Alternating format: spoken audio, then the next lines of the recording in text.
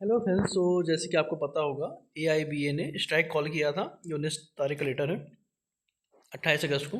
अब जो strike call था, वो जो ऑफिस बियर थे AIBA के, उनको चार्जशीट दी गई थी। तो उसके अगेंस्ट में स्ट्राइक कॉल लिया गया था। 28 अगस्त को स्ट्राइक थी। बट जो आज मैसेज आया है कि 28 अगस्त को जो स्ट्राइक है वो कैंसिल कर दी गई है। According to union, AIBA call for strike on 28 March 2020 is withdraw. और उसके बाद ये वहाँ के इमेज भी जारी की गई है कि क्या क्या मीटिंग में हुआ। और मीटिंग का सर्कुलर भी आया है, स्ट्राइक और विड्रॉ। मतलब जो भी इशू था वो यहाँ पे आप पढ़ सकते हो। AIBA call for strike on 28 August 2024 against political attack on trade union management agree not to take disciplinary action on office bearer of our union.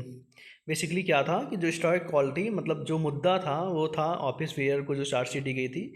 कुछ परवेज मुशर्रफ के लिए कुछ ऐसा इशू ही था, तो उसके लिए चार्जशीट दे दी गई थी।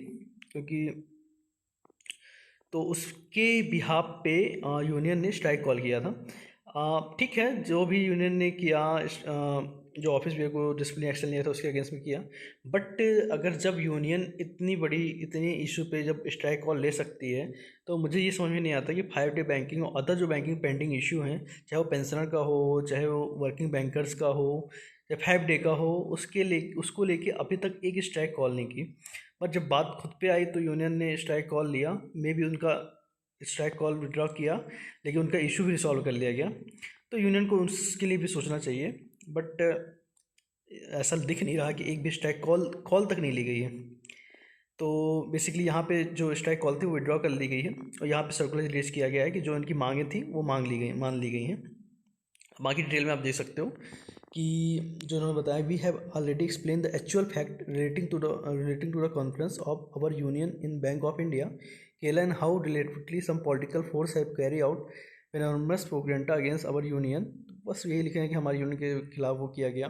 और जिनको चार्जशीट दी गई थी उस मैटर में, तो उसमें 4 एक्स सर्विसमैन थे, जिसमें कारगिल वार में उन्होंने तीनों में फाइट की थी। Hence the issue was direct political attack on our union and our leader without any provocation to threat such political attack. AIB have called for all India strike along with FOBOISU.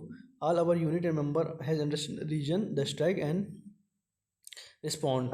तो basically यही सब लिखा हुआ है। In the background chief labour commissioner has arrange for consolidating meeting 28/2024। पर उसके पहले ही issue resolve हो गया।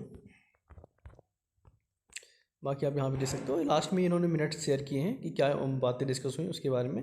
Discussion took place between the management of Bank of India, representative of the Indian Bank Association, All India Bank Employ Association and Federation of the Bank India Staff Union on strike notice serve by AIBU and FOBOISU proposing observing all India strike on 28 August 2024।